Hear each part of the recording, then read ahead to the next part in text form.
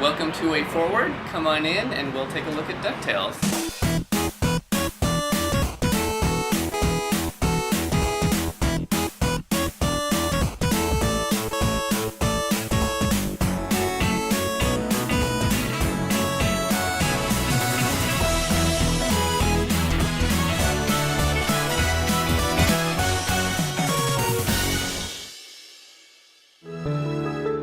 First step in creating the backgrounds was to really study the NES levels. We had the NES maps, blocked out. We had the entire map from both a level design perspective and sort of a art layout perspective. We looked at the levels and to try to interpret, what the feeling was. For something like Transylvania, when you look at the actual original layout, it feels like it's broken into a few different areas. There's kind of a dungeon, underground, very brick area where it had the spikes. There's the entryway, kind of a foyer, and there's like doors and sort of some wood and some like wallpaper kind of falling off, and then the grand ballroom with the red drapes.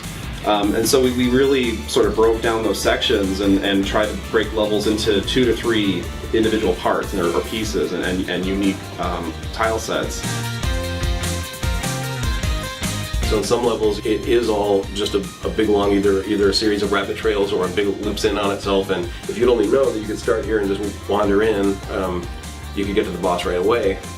And it seemed like, well, what we ought to do is make sure that players see a lot of the key or most memorable parts of the level. Like Transylvania would be kind of a shame if you never went and did the minecart. So we had this mechanism introduced early on to split up the nephews and have you go and find each one and put a kind of a mini boss there.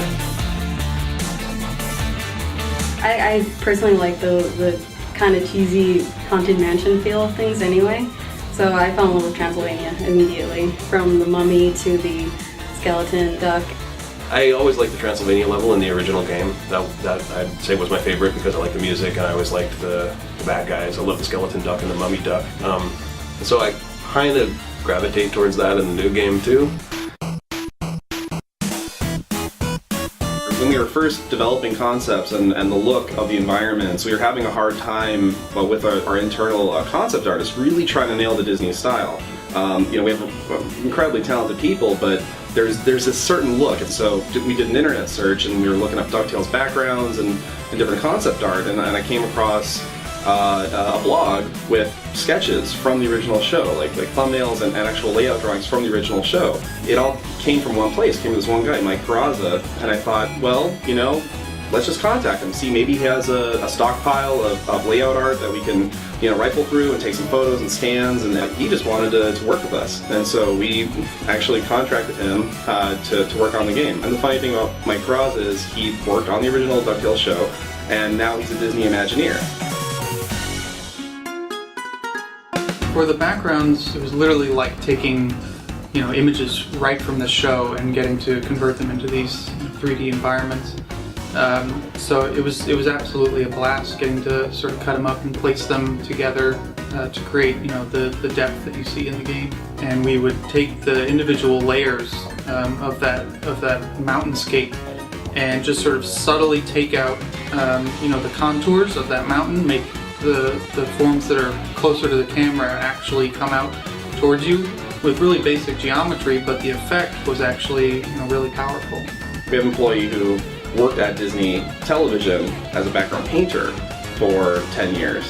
And so after Mike Peraza would do the layouts, we would give it to our background painter, and he would paint the backgrounds to just look like the show. And he had DuckTales open in the background. We're watching the original episodes like while he's working on our DuckTales painting. So we started, rather than just with a concept, we started with what would be a finished background painting for the show, with every detail meticulously painted.